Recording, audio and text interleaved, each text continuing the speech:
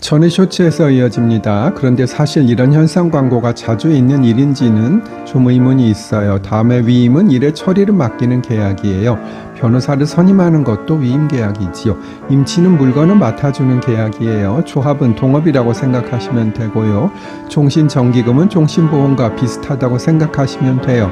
그런데 사실 보험회사가 아닌 개인 간에 이런 계약을 체결하는 일은 사실 거의 없긴 하겠지요. 화해는 합의라고 생각하시면 돼요.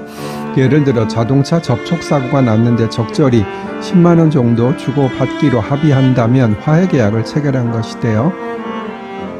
마지막으로 여행 계약이 있어요. 이것은 잘 아실 거고요. 다만 제가 공부할 때에는 전형 계약이 아니었는데요. 그 후에 법문의 여행 계약이 전형 계약으로 추가되었어요. 임대차는 유상, 즉 공짜가 아니어야 한다고 설명드렸어요. 만약 공짜라면 임대차가 아니라 사용대차라고 법에 정해져 있고요. 오래전에 무상 임대차라는 표현을 사용한 변호사가 판사한테 엄청 야단 맞은 적이 있다고 설명드렸어요.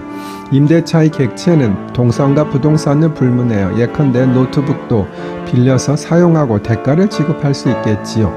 물론 실생활에서 주로 문제되는 경우는 주택이나 상가 등의 임대차가 대부분이기는 하겠지만요.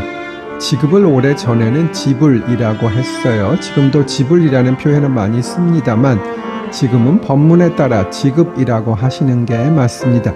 임대차는 결국 목적물을 사용 수익한 후 이를 반환하는 계속적 급부를 내용으로 하는 계속적 계약 관계예요. 예컨대 집을 세를 주면 2년 이상 지속되잖아요. 따라서 계속적 계약 관계라고 하는 것이에요.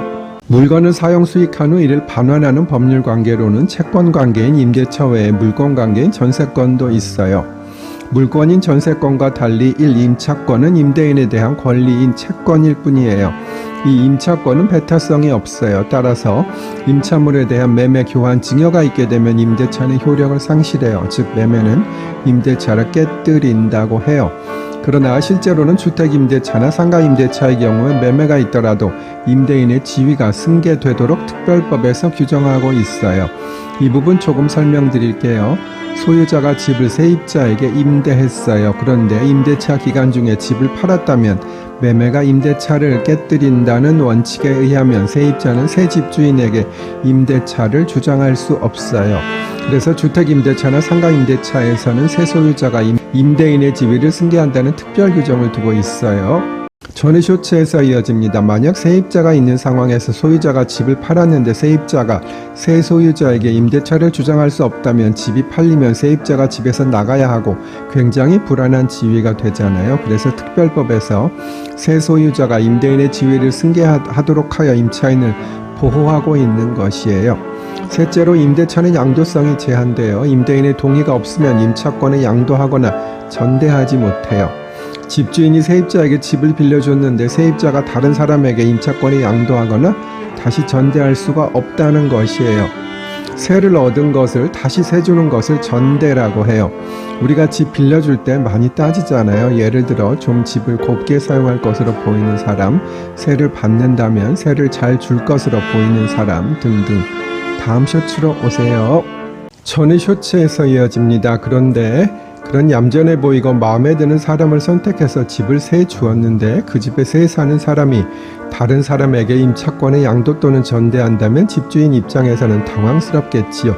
그래서 임차권은 임대인의 동의 없이 양도나 전대가 금지되어 있는 것이에요. 제가 물권과 달리 채권에 있어서는 임의 규정이 많다고 했잖아요. 그런데 예외적으로 임대차에 있어서는 강행 규정이 상당히 많이 있어요.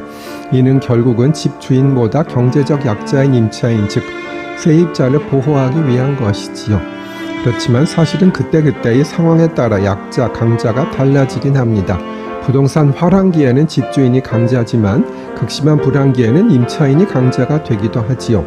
어쨌든 임대인이 갑인 경우가 더 많기는 하겠지요.